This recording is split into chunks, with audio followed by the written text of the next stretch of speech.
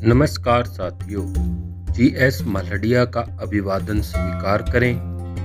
इस वीडियो के माध्यम से आप श्री माता वैष्णो देवी दर्शन यात्रा की संपूर्ण जानकारी को प्राप्त कर सकते हैं।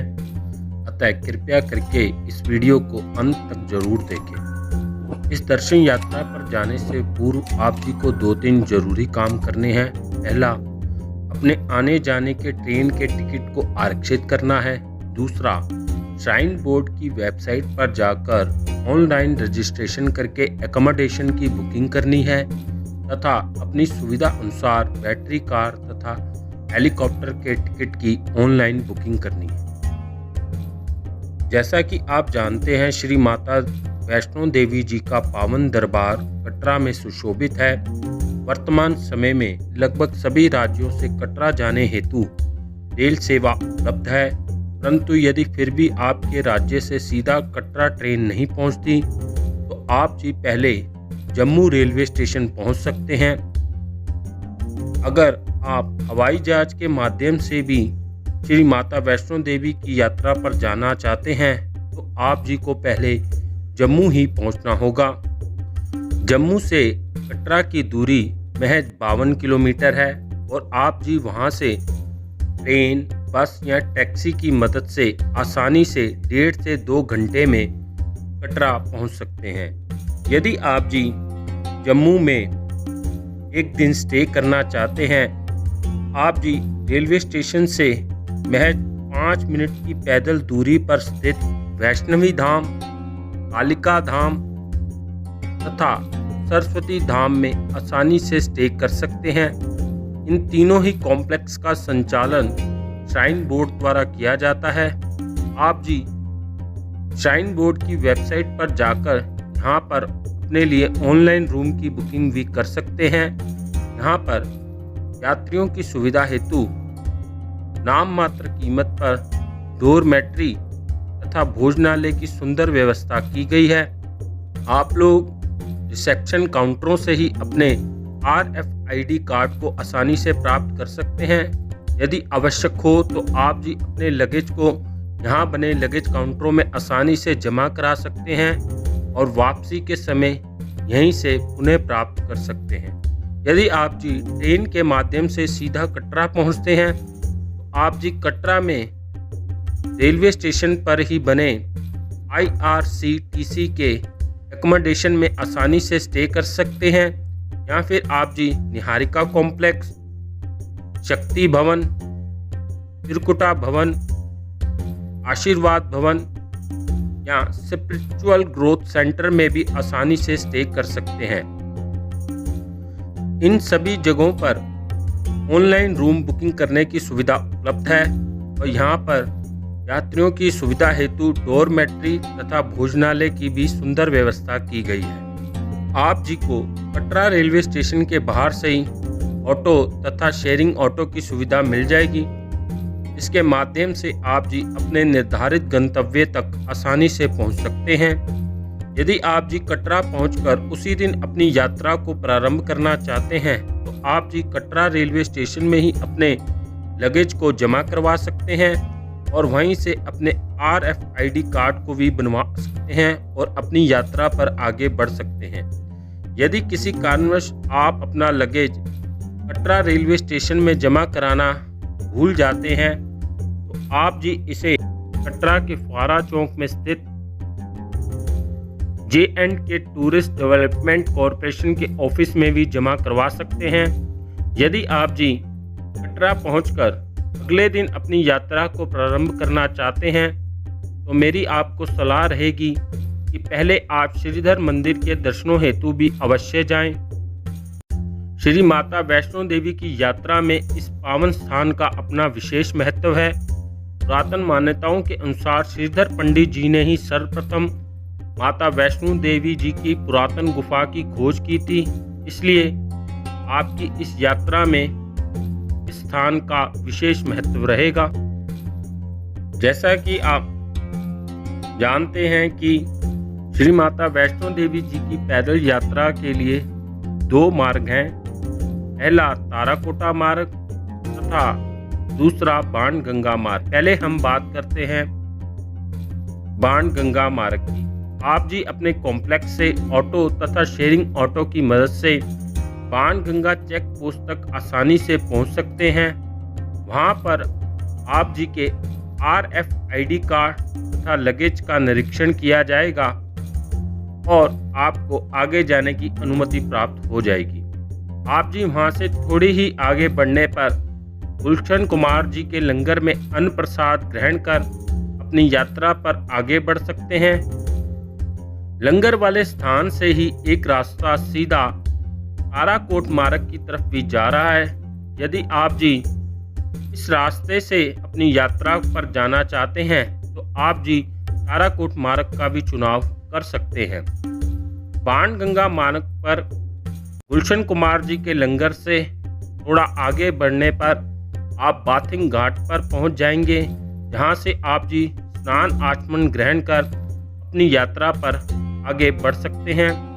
बाणगंगा मार्ग पर आप जी सीढ़ियों के माध्यम से भी अपनी यात्रा को संपन्न कर सकते हैं, परंतु मेरी आप जी को सलाह रहेगी आप जी सीढ़ियों का इस्तेमाल उतरते वक्त करें, इससे आपको काफ़ी सहूलियत होगी।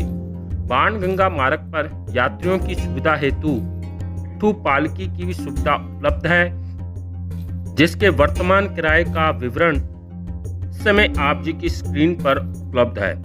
बाणगंगा मार्ग पर पहले आपको इच्छापूर्ण मंदिर तथा फिर चंद्र पादुका मंदिर के दर्शन प्राप्त होंगे। उसके बाद आप श्राइन बोर्ड द्वारा संचालित इंद्रप्रस्था भोजनालय तक पहुंचेंगे और वहां से आगे जाने पर मार्ग दो भागों में विभाजित हो जाएगा। पहला मार्ग अर्धकुंवारी की तरफ जाएगा तथा दूसरा मार्ग हिमकोटी मार्ग है, जिस पर आपको बैटरी कार की सुविधा मिलती है, जिसके माध्यम से आप जी भवन तक आसानी से पहुंच सकते हैं। आप बैटरी कार के टिकट की ऑनलाइन टिकट करवाकर ही यहां पहुंचे, यही आपके लिए बेहतर होगा। हिमकोटी मार्ग पर बने बैटरी कार पॉइंट से थोड़ा आगे जाने पर ताराकोट मार्ग आकर इस मार्ग में जुड़ता है और यहाँ से भी एक रास्ता अर्धकुंवारी की तरफ जाता है। बाणगंगा मार्ग से भवन तक जाने के लिए यदि आप जी अर्धकुंवारी मार्ग का चुनाव करते हैं तो आप लगभग 6.5 किलोमीटर की पैदल दूरी तय करने के उपरांत ही भवन तक पहुंच पाएंगे, जबकि हिमकोटी मार्ग से आप केवल 5.5 किलोमीटर की दूरी तय करके आसानी से भवन तक पहुंच सकते हैं। यात्रियों की सुविधा हेतु अर्धकुंवारी में यात्रियों के रुकने तथा भोजनालय की सुंदर व्यवस्था की गई है। आप अर्धकुंवारी में जिन स्थानों पर स्टे कर सकते हैं उनका संक्षिप्त विवरण इस समय आप जी की स्क्रीन पर उपलब्ध है। ऐसी मान्यता है कि बच्चा मां के गर्भ से एक बार ही जन्म लेता है, इसलिए कुछ भगत जन अपने जीवन काल में अर्धकुंवारी के केवल एक बार ही दर्शन करते हैं, परंतु ये तो हुई कहने की बात। आप जितनी बार भी इस पवित्र गुफा में जाकर दर्शन करेंगे, आपको नई ऊर्जा और शक्ति की प्राप्ति होगी। अर्धकुंवारी से भवन जाने के लिए भी दो मार्ग हैं। पहला मार्ग सांझी छत से होते हुए भवन तक जाता है, जो अपेक्षाकृत बहुत कठिन मार्ग है, और दूसरा मार्ग जो कि हिमकोटी मार्ग में जाकर मिलता है। इसकी डिटेल जानकारी हम पहले ही आपको दे चुके हैं। इस मार्ग से हिमकोटी मार्ग पहुंचने पर थोड़ा पीछे की ओर आने पर आप जी बैटरी कार पॉइंट तक पहुंच जाएंगे और वहां से आप जी बैटरी कार की मदद से भी आसानी से भवन तक पहुंच सकते हैं। हिमकोटी मार्ग से भवन की ओर बढ़ते हुए श्राइन बोर्ड द्वारा संचालित डोसा पॉइंट पर आप जी डोसा खाना बिल्कुल भी ना भूलिएगा। आगे चलकर आप जी सागर रत्ना रेस्टोरेंट में भी अन्न पानी ग्रहण कर सकते हैं। और सागर रत्ना रेस्टोरेंट के पास से ही भैरव बाबा मंदिर की तरफ जाने वाला मार्ग निकलता है। आप जी वहां से 2 किलोमीटर की पैदल चढ़ाई करके आसानी से भैरव बाबा मंदिर पहुंच सकते हैं। वरना आप जी भवन के पास से ही मनोकामना भवन के पास बने रोपवे की मदद से आसानी से भैरव मंदिर पहुंच सकते हैं। वर्तमान समय में रोपवे का आने जाने का टिकट प्रति व्यक्ति 100 रुपये है। यदि आप जी भवन के दर्शनों उपरांत पैदल भैरव बाबा के दर्शनों हेतु जा रहे हैं तो मेरा आपको सजेशन रहेगा आप जी उतरते वक्त सांझी छत वाले मार्ग का चुनाव करें। इससे आप डायरेक्ट अर्धकुंवारी पहुंच सकते हैं। कुछ यात्रीगण अर्धकुंवारी से अपनी दर्शन यात्रा पर्ची प्राप्त कर भवन की ओर बढ़ जाते हैं और उतरते वक्त इसी मार्ग का चुनाव कर सीधा अर्धकुंवारी पहुंचते हैं और अपने ग्रुप नंबर के अनुसार माता रानी के गर्भ जोन गुफा के दर्शन प्राप्त करते हैं। अब बात करते हैं ताराकोट मार्ग की। ताराकोट मार्ग एक नवनिर्मित मार्ग है। यहाँ पर यात्रियों की सुविधाओं का विशेष रूप से ख्याल रखा गया है। स्मरण रहे इस मार्ग पर आप जी को पिट्ठू पालकी की सेवा उपलब्ध नहीं रहेगी। आप जी को पैदल ही चढ़ाई करनी पड़ेगी। भविष्य में यहाँ पर बैटरी कार चलने की पूरी संभावना है। खैर, आप अपने कॉम्प्लेक्स से ऑटो तथा शेयरिंग ऑटो की मदद से आसानी से ताराकोट मार्ग पहुँच सकते हैं। वर्तमान समय में ऑटो का किराया 210 रुपये है। इसके अलावा आप जी निहारिका भवन के आगे बने बस स्टैंड से बस के माध्यम से भी महज 10 रुपये का टिकट लेके आसानी से ताराकोट मार्ग पहुंच सकते हैं। ताराकोट मार्ग के एंट्री गेट पर पहुंचने के बाद एंट्री पॉइंट से थोड़ा ऊपर जाने पर आप जी को वह मार्ग दिखाई देगा जो कि गुलशन कुमार जी के लंगर से सीधा यहाँ आ रहा है। आप जी इस मार्ग से सीधा गुलशन कुमार के लंगर तक पहुँच सकते हैं और बाण गंगा मार्ग से भी अपनी यात्रा कर सकते हैं। ताराकोट चेक पॉइंट पर आप जी के RFID कार्ड तथा लगेज का निरीक्षण किया जाएगा और आप जी मनमोहक दृश्यों का आनंद उठाते हुए सुंदर पार्क में विश्राम करते हुए तकरीबन 2 से 2.5 किलोमीटर की पैदल यात्रा करने के बाद श्राइन बोर्ड द्वारा संचालित लंगर हाल तक पहुंच जाएंगे, जहां से आप अन्न पानी ग्रहण करके आगे बढ़ सकते हैं और तकरीबन 4 से 4.5 किलोमीटर की पैदल यात्रा करने के बाद आप उस पॉइंट पर पहुंचेंगे जहां पर ताराकोट मार्ग हिमकोटी मार्ग में जाकर मर्ज होता है। इसकी डिटेल जानकारी हम आपको पहले ही दे चुके हैं। पॉइंट पर पहुंचने के बाद थोड़ा पीछे की तरफ आने पर आप बैटरी कार पॉइंट पर पहुंच जाएंगे और बैटरी कार की मदद से आसानी से आप भवन तक पहुंच सकते हैं। इस तरह आप जी इन दोनों ही मार्गों से अपनी यात्रा को सुगमता पूर्वक संपन्न कर सकते हैं। यदि आप जी हेलीकॉप्टर के माध्यम से वैष्णो देवी जी की यात्रा को संपन्न करना चाहते हैं तो इसके लिए आप जी को श्राइन बोर्ड की वेबसाइट पर जाकर अपनी टिकट को कम से कम 2 महीने पहले बुक करवाना होगा। ऑफलाइन टिकट मिलने में काफ़ी परेशानी होती है, परंतु फिर भी आप निहारिका भवन जाकर उचित मार्गदर्शन प्राप्त कर सकते हैं। निहारिका भवन से आप जी ऑटो तथा शेयरिंग ऑटो की मदद से आसानी से कटरा हेलीकॉप्टर टर्मिनल तक पहुंच सकते हैं।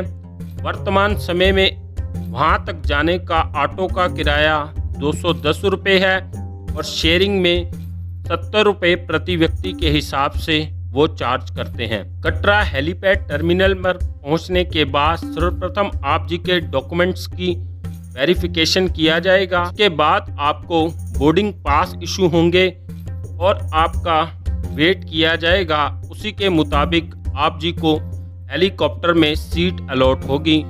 आप जी को अपनी अलॉटेड सीट में ही बैठकर अपनी यात्रा करनी होगी। यात्रा के दौरान आप जी के सभी गैजेट्स, मोबाइल फ़ोन को अटेंडरों द्वारा अपने पास सुरक्षित रख लिया जाएगा, इसलिए आप जी को वीडियोग्राफी करने की अनुमति नहीं होगी। आप जी कटरा टर्मिनल से महज 5 से 8 मिनट में सांझी छत हेलीपैड तक पहुंच जाएंगे और आप जी को वहां से तकरीबन 3 किलोमीटर की पैदल यात्रा करके भवन तक पहुंचना होगा। इसके लिए आप जी पिट्ठू पालकी का भी इस्तेमाल कर सकते हैं। हेलीकॉप्टर के अटेंडेंट आपको 2.5 घंटे में वापसी आने का निर्देश देंगे। इसके लिए आप जी को VIP कार्ड भी मुहैया कराया जाएगा, जिसके माध्यम से आप जी शीघ्र दर्शन प्राप्त कर सकते हैं। यदि आपके पास टाइम शेष हो तो आप जी रोपवे की मदद से भैरव बाबा के मंदिर के दर्शनों हेतु भी जा सकते हैं, वरना आपको शीघ्र से शीघ्र सांझी छत हेलीपैड तक पहुंचना होगा। ध्यान रहे, वापसी के समय आपको सीढ़ियों चढ़कर हेलीपैड तक पहुंचना होता है, जिसमें कम से कम 45 मिनट का समय लग सकता है।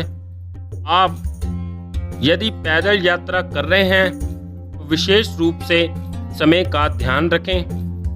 सांझी छत हेलीपैड पर पहुंचने पर आप जी का पुनः वेट किया जाएगा और आपको आपके वेट के अकॉर्डिंग सीट अलॉट की जाएगी।